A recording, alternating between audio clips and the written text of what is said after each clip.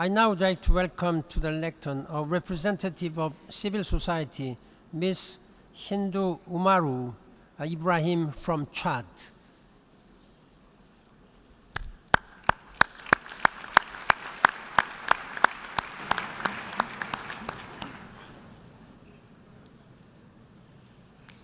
Excellencies, ladies and gentlemen, thank you for this opportunity to speak in this assembly. This assembly who decide war and peace, who has now to decide the survival or the death of my community. My people, the Mbororo community nomadic pastoralists, living around Lake Chad forever.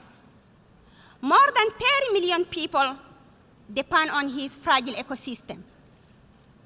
30 years ago, my mother used to walk 10 kilometers a day to collect water and food. Today, the young mothers are about to become climate refugees. They cannot walk to Lake Chad because it's vanishing. Our pasture, our livestock, our food, our land are vanishing. Tension between communities are used by some merchant of death and terror, such as Boko Haram. Our basic right and our dignity are under threat. Climate change is adding poverty to poverty every day, and is forcing man to leave home looking for a better future.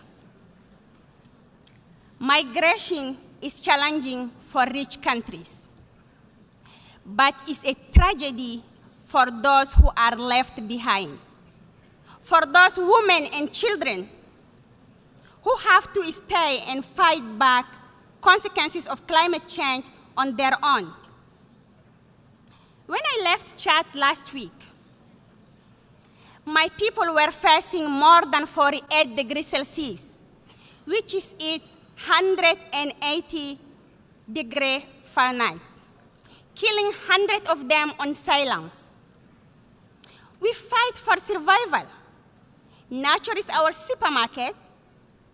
To protect it, we use our indigenous traditional knowledge and science knowledge.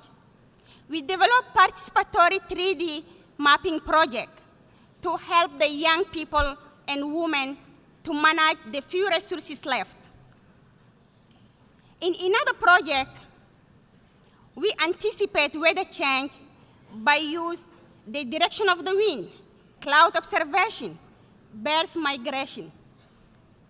But our indigenous traditional knowledge cannot solve everything. It cannot end fossil fuel. It cannot protect us from deforestation or land grabbing. السيدات والسادة، اليوم تملكوا كل المسؤولية التامة التي تمحو بيئة التاخة الموطنية، وهذا قد بدأ.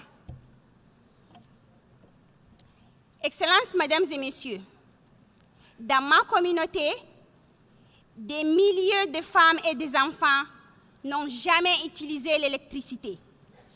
J'ai aussi vu les dégâts que font les énergies fossiles et surtout les charbons dans les pays industrialisés. Pour nous, la vraie justice climatique, c'est les énergies renouvelables pour tous. Excellencies, if you do not increase finance for adaptation, soon there will be no one to adapt.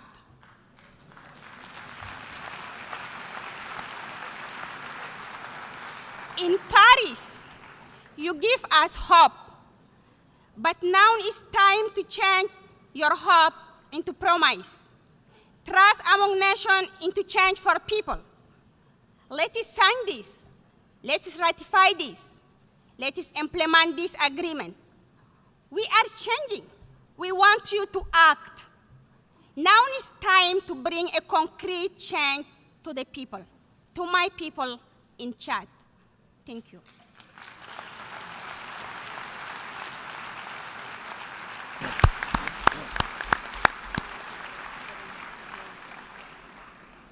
I thank Ms. Ibrahim for her statement and commitment.